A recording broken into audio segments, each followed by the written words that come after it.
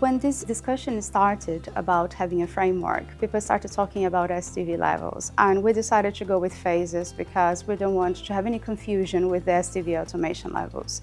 And the data showed a clear pattern of 4 different stages.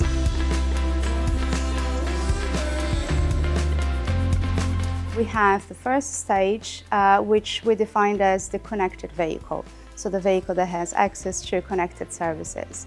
Then you have a second phase, which is the augmented vehicle, which is the vehicle that receives new functionalities during the life cycle, but mostly in the infotainment. Then you have the third phase, which is adaptive. So this is when the vehicle understands you, learns about you, and adapts to you. And then we have the fourth phase, which is the agentic phase, is when the agent controls your user experience.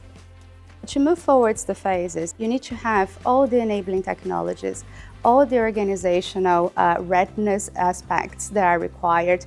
You need to have the correct OEM and supplier relationship for that phase as well. And you need to understand your role in terms of the business model for the vehicle.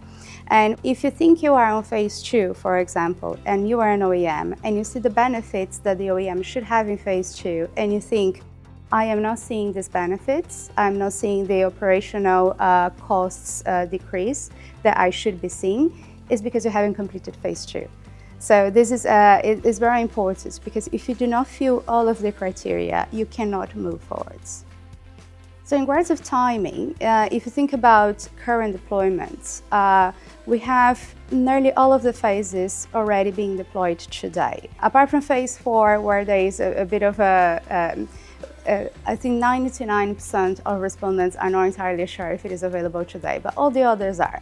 But now, in terms of wide availability, so mainstream availability, for phase 1, we are looking around 2027. For phase 2, we are looking around 2030, phase 3, 2035, and phase 4 after that. But this is for mainstream adoption. Again, for production vehicles, these phases are already existing in some regions. So another very important enabling technology that we found was location.